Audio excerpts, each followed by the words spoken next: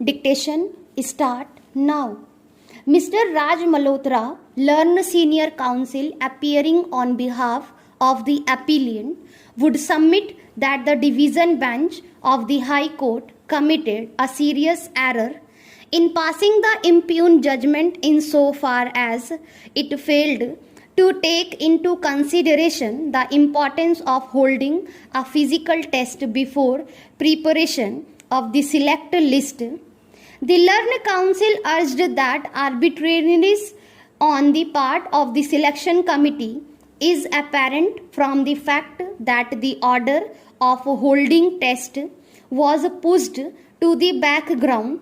It was furthermore submitted that the division bench of the High Court did not assign sufficient and cogent reasons for interfering with the well-considered judgment of the learned single judge and proceeded to modify the same without any application of mind.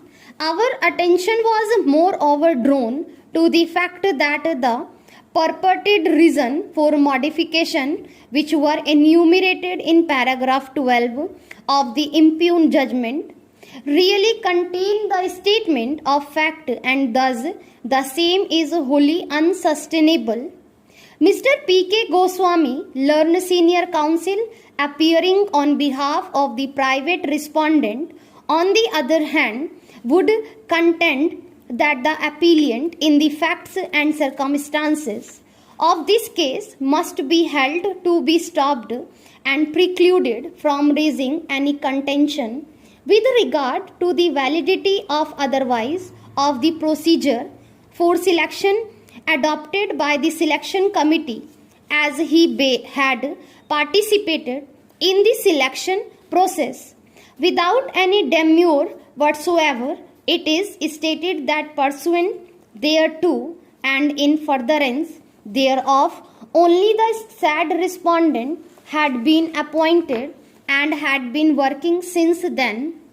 Our attention was furthermore drawn to the fact that against the order of the learned single judge, a writ appeal had been filed by him, which is pending indisputably in the advertisement. The candidates were required not only to qualify in the written test but also the physical ability test. A plain reading of the advertisement clearly goes to show that the interview was to be conducted only after holding of the SAD-2 test. In tune with the SAD requirements only, the candidates were asked to appear in the written test on 26 April 1998 and in the physical test on 28 April 1998. There cannot, however, be any doubt whatsoever that a selection committee in a given situation may let down a procedure for the purpose of shortlisting the candidates, but that does not mean that for the said purpose the order of holding a requisite test would be changed in terms of a decision which was taken on 7 April 1999. The selection committee thought to take interview prior to holding of the physical ability test. Physical ability test, keeping in view the nature of the job required to be performed by the candidates, was an extremely important one.